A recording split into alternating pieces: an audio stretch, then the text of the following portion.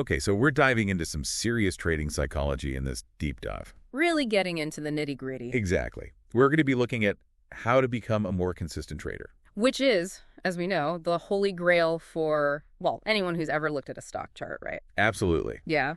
And we've got some really interesting ideas to unpack today, all centered around this idea of embracing being wrong.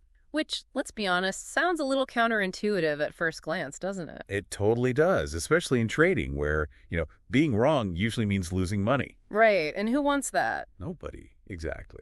But our source today, and this is a good one, folks, argues that accepting you're going to be wrong, like actually getting comfortable with it, Is the key. is the key to, well, like consistency. Yeah. Like the source literally says, consistency in trading comes not from being right all the time, but from being okay with being wrong sometimes. Powerful stuff. So let's unpack that, shall we? What does it actually mean to be okay with being wrong when it comes to trading? Well, I think it starts with understanding that the market, this crazy thing we're all trying to make sense of, it's driven by so many factors. Oh, I know. It's wild, right? news, politics. Elon Musk tweets. Exactly. You name it, it's all swirling around out there, impacting prices every second of every day. And most of it? Unpredictable. Completely. Like trying to predict the weather 3 months out. Exactly. So you can do all the research, you can have the best strategy, but the truth is, sometimes it just goes the other way. Yep, you're going to be wrong. And that's where I think a lot of traders, especially new traders, they hit a wall. They freak out. Totally. Because you've got real money on the line. Hard-earned cash. Exactly. And nobody likes to see that little red minus sign next to their portfolio, right? Right. It stings, it's emotional, and that's where the real work begins. So how do we get past that? How do we shift from, oh my gosh, I made a mistake, to, okay, what can I learn from this? That is the million-dollar question, isn't it? And the first step, I think, is reframing how we view those losses. Okay, I'm listening. It's like, imagine you're learning to play the piano, right? You're not going to sit down and play Chopin flawlessly on the first try, are you? Not unless you're some kind of prodigy. Right. There's going to be a lot. So shower notes. Bum notes, yeah. But you don't give up. You keep practicing. You learn from those mistakes, and eventually you get better. Okay, so it's about seeing those trading losses as, like, tuition fees in the School of Market Mastery. I like that. Tuition fees, exactly. Each loss is a lesson, a piece of data that helps you refine your approach. So, concretely, what does that look like? How do we actually analyze a loss without spiraling into a pit of despair? Well, first of all, and this is crucial, you've got to have a solid risk management strategy in place. Oh, risk management, that's huge. It is, because it takes the emotion out of the equation to a degree. Right, so you're not making decisions based on fear. Exactly. You decide beforehand how much you're willing to risk on any given trade. Which, by the way, should be a small percentage of your overall account. Absolutely. So that even if you're wrong, and you will be sometimes, it doesn't wipe you out.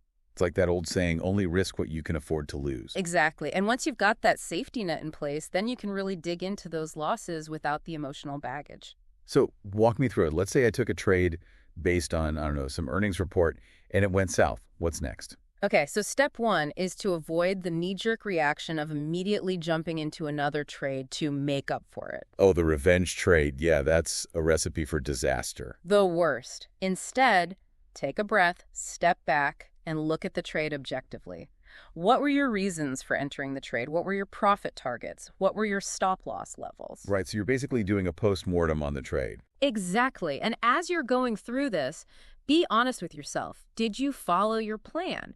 Did you let emotions get in the way? Did you miss a key piece of information? And this is where the real learning happens, right? Absolutely. Because by understanding where you went wrong, you can start to identify patterns in your trading.